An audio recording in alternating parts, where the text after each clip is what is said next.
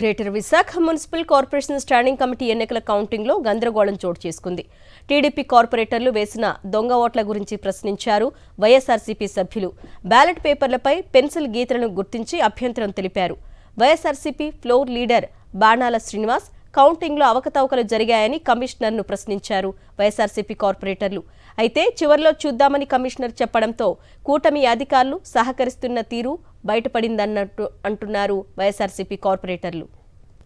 Right, మరిన్ని వివరాలు మా ప్రతినిధి అనిల్ అందిస్తారు. అనిల్. థ్యాంక్ యూ అరుణ. మధ్యాహ్నం 2 గంటలకు స్టాండింగ్ కమిటీ ఎన్నికలకు సంబంధించి పోలింగ్ ప్రక్రియ ముగిసింది. అయితే కౌంటింగ్ జరుగుతూ ఉన్నటువంటి పరిస్థితి.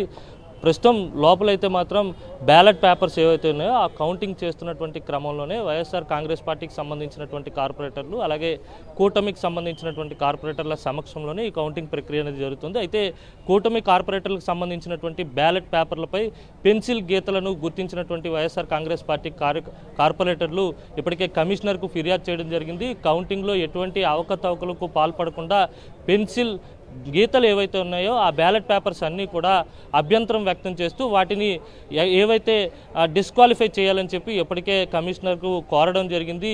ఇప్పటికే వైఎస్ఆర్ కాంగ్రెస్ పార్టీ కార్పొరేటర్లు అంతా కూడా కమిషనర్ ఛాంబర్ వద్ద ఉన్నట్టుగా తెలుస్తోంది. లోపల ఏం జరుగుతుందనేది బయటకు సమాచారం పొక్కకుండా అధికారులు వ్యవహారం నడిపిస్తున్నటువంటి పరిస్థితి. ఓవరాల్గా చూస్తే కనుక మొదటి నుంచి బలం లేనటువంటి కూటమి నేతలు కార్పొరేటర్లను కొనుగోలు చేసి ఏదైనా సరే ఎలా అయినా సరే ఖచ్చితంగా గెలిచి తీరాలనే ఉద్దేశంతోనే ప్రలోభాలకు గురి చేసి ఈ ఎన్నికల్లో విజయం సాధించేందుకు కూటమి నేతలంతా కూడా పావులు కదిపిన తీరు, అలాగే ఇప్పుడు లోపల జరుగుతున్నటువంటి వ్యవహారం చూస్తే కనుక పూర్తిగా అవకతవకలకు పాల్పడి ఎలాగైనా కూటమికి సంబంధించినటువంటి స్టాండింగ్ కమిటీ సభ్యులను గెలిపించుకునేందుకు ఎటువంటి అడ్డదారులైనా తొక్కేందుకు సిద్ధమైనట్టుగా మనకు స్పష్టంగా అర్థమవుతోంది.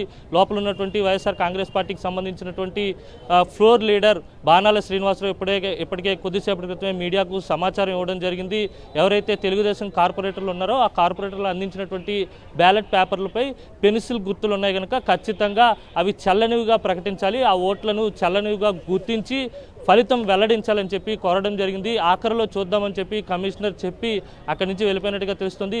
అయితే ఏదేమైనప్పటికీ కూడా అధికార బలాన్ని అడ్డుపెట్టుకొని ఖచ్చితంగా స్థానిక సంస్థల స్టాండింగ్ కమిటీ ఎన్నికల్లో గెలవాలనే ఉద్దేశంతో కూటమి నేతలు ఉన్నట్టుగా కనపడతా ఉంది. అందుకు అనుగుణంగానే ప్రలోభాల పర్వాన్ని చూసాం. ప్రలోభ పెట్టి అందరినీ క్యాంపు రాజకీయం చేస్తూ క్యాంపుకు తరలించి అక్కడి నుంచి నేరుగా బస్సులోనే జీవీఎంసీ కార్యాలయానికి ఉదయం తీసుకొచ్చి ఓటింగ్ చేయించినటువంటి పరిస్థితి. అయితే గెలుస్తారా లేదా అనే మీమాంసలో ఉన్నటువంటి కూటమి నేతలు ఇటువంటి అవకతవకలకు పాల్పడుతున్నారు.